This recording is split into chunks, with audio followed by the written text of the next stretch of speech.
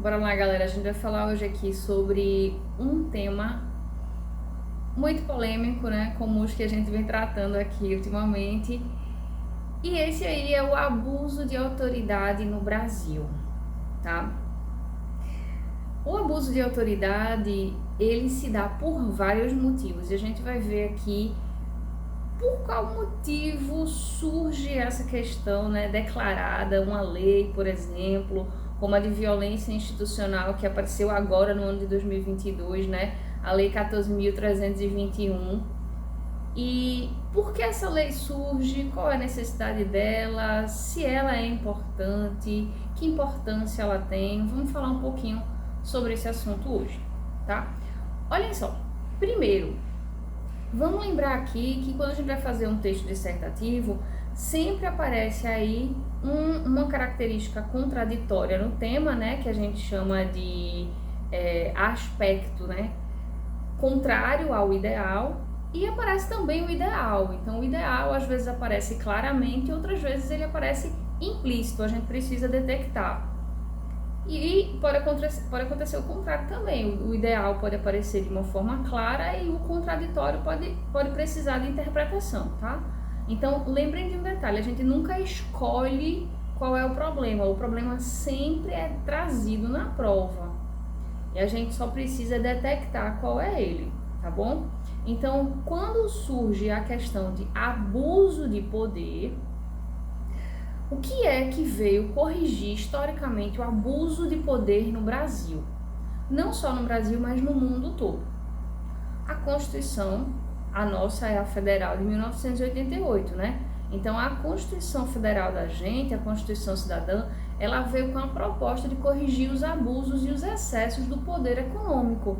Então, bora lembrar aqui, o poder econômico ele é constituído aqui no Brasil e na maior parte dos países do mundo por dois blocos, né? Que a gente fala sempre aqui nos outros vídeos, eu sempre menciono.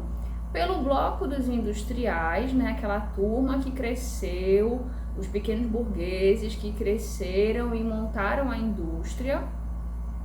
E os ruralistas, aquela turma que vinha lá, eram os proprietários de terra e que mantiveram as terras até hoje.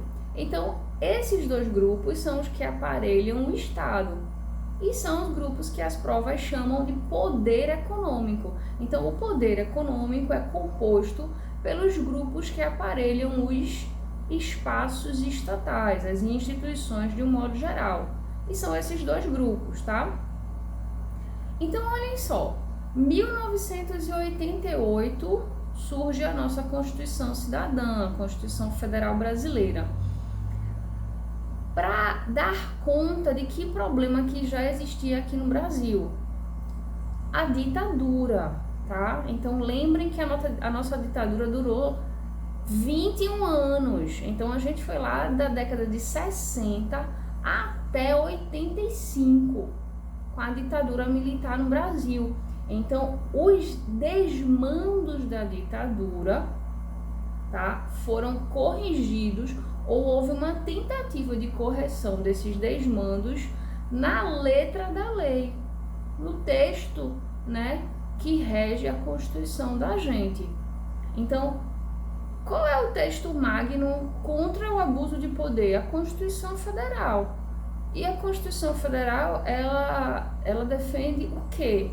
A democracia, né? Então, é um regime político, né? A democracia é um regime político no qual não apenas o poder econômico, né? Esses dois blocos aí que detêm o poder no Brasil, não só eles dois, mas o povo também participa das decisões do país. E tanto o povo pode usufruir dos benefícios sociais quanto o poder econômico, né? Porque até então só o poder econômico usufruía e o povo apenas obedecia. Então, quando surge o regime democrático, o que é que acontece? O povo entra nas decisões, o interesse do povo entra nas decisões e a sociedade começa a adquirir outras características. Já não cabe mais o desmando, né, do poder econômico. já não cabe mais o abuso de poder, certo? Mas nós ainda encontramos essas expressões no país. E em que âmbito a gente encontra essa expressão, né? Esse abuso, esse excesso de função, né? Onde é que a gente encontra? Recentemente, vocês devem ter visto aí, saiu amplamente nas mídias, offline e online, o caso de um policial militar em São Paulo que pisou no pescoço de uma moça de 50 anos, e essa moça era negra, então foi realmente a maior polêmica nos meios de comunicação, porque ela foi defendida pelos órgãos, né, de direitos humanos de um modo geral e pela sociedade civil, e o policial foi acusado de abuso de autoridade. A gente precisa pensar no seguinte, né? Independente do delito que tenha sido cometido pela pessoa apreendida, a um policial não cabe uma atitude como essa, pisar no pescoço de alguém. Então, essa atitude, em qualquer circunstância, independente do delito, da infração ou do crime, não pode ser uma ação policial, né? Uma ação de um agente de defesa social. Então, a atitude, tá? O gesto foi questionado como abuso de poder. Vocês viram aí um outro caso que apareceu recentemente também nas mídias, de um magistrado em São Paulo que se recusou a receber uma multa por não estar usando a máscara, né? Agora, no período da pandemia do Covid-19, ele disse que não usaria, ele estava na praia, andando pela orla, e era efetivamente em Santos, se eu não me engano, era obrigatório ali por causa de um decreto municipal, e ele, desrespeitando o decreto, disse que decreto não é lei e não usou a máscara e rasgou a multa que o oficial deu para ele, né? E aí ligou para o secretário de Segurança Nacional, chamou o guarda de analfabeto, enfim, foram séries de desmandos por causa da função que ele desempenhava, né? Então, a função dele é como se a posição que ele ocupasse permitisse a ele uma regalia, um privilégio que os demais não têm. Então, essa forma de atuar, essa forma de pensar, essa forma de agir de alguns magistrados, né, ou de alguns ocupantes dos grandes cargos, sempre existiu no Brasil.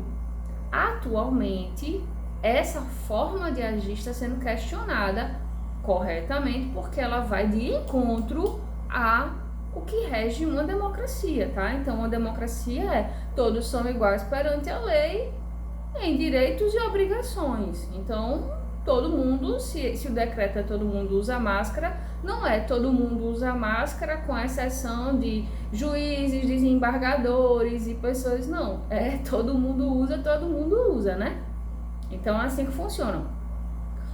E a gente teve também um outro caso bem polêmico recentemente, que foi o da influencer, né? O case lá da influencer Mariana Ferrer, a moça, né? A blogueira que na festa, numa das festas, numa boate na Jurerê Internacional, sofreu um estupro por um empresário, né? E aí, essa moça, em julgamento, foi extremamente humilhada com a permissão do juiz, né? Então, o juiz, no lugar de frear os abusos, né, da acusação, de um modo geral, a estrutura de acusação, o juiz permitiu que a moça revivesse o caso várias vezes, a situação, e essa forma de reviver o caso, a cena do crime várias vezes,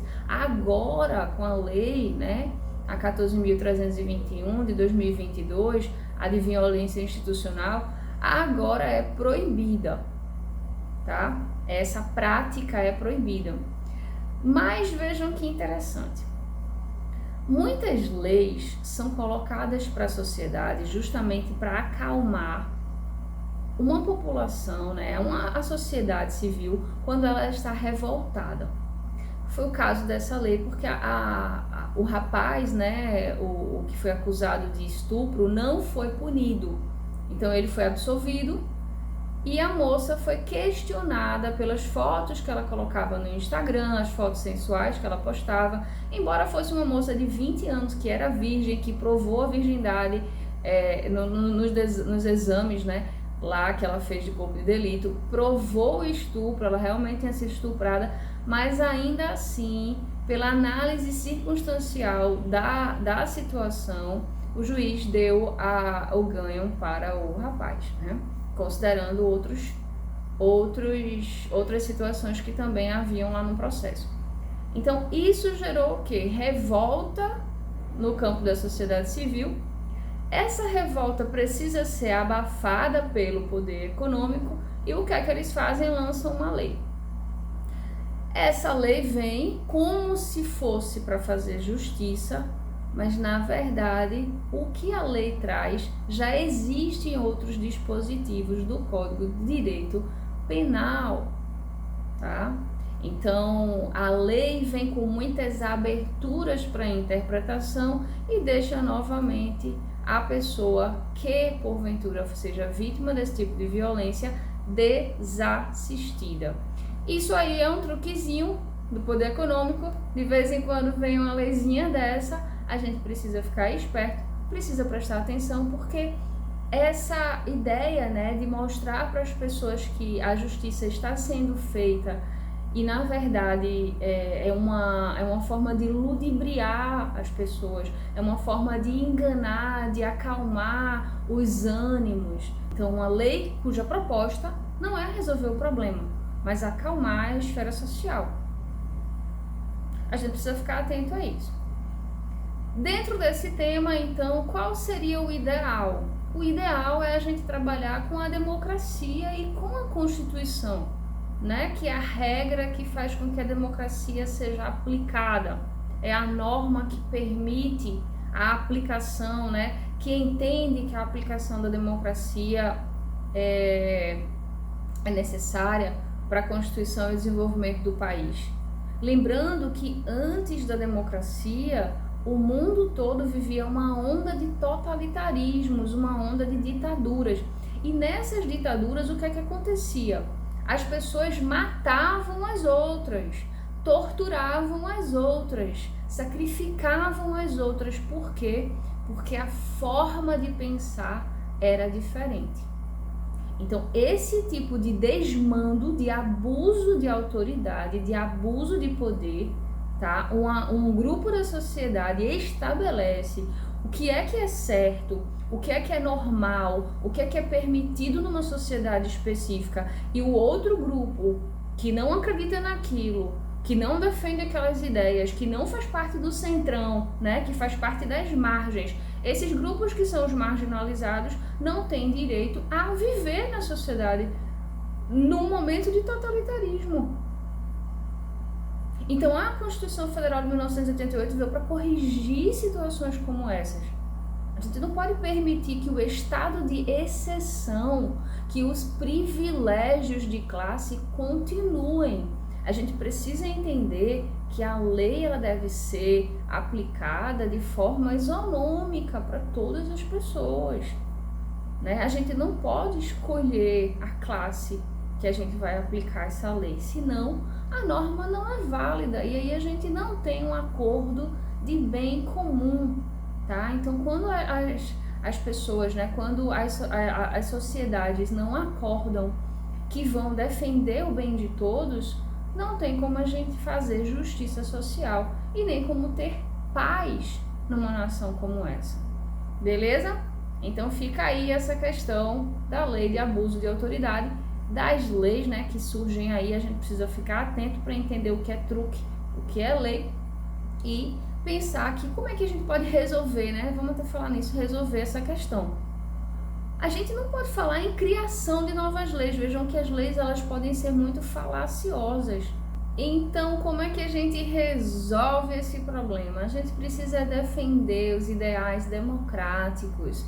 A gente precisa valorizar a ideia de que ninguém pode fazer mal ao outro, né? Todos devem viver na sociedade, independente do modo de pensar, e ninguém pode causar danos a nenhum tipo de grupo, a nenhum tipo de classe. Então, qualquer grupo que surja para prejudicar, eliminar, excluir um outro grupo, então qualquer um desses grupos que surja com essa função é prejudicial à sociedade, tá? Então, uma sociedade precisa respeitar todas as formas de pensamento, desde que essas formas de pensamento não prejudiquem o outro.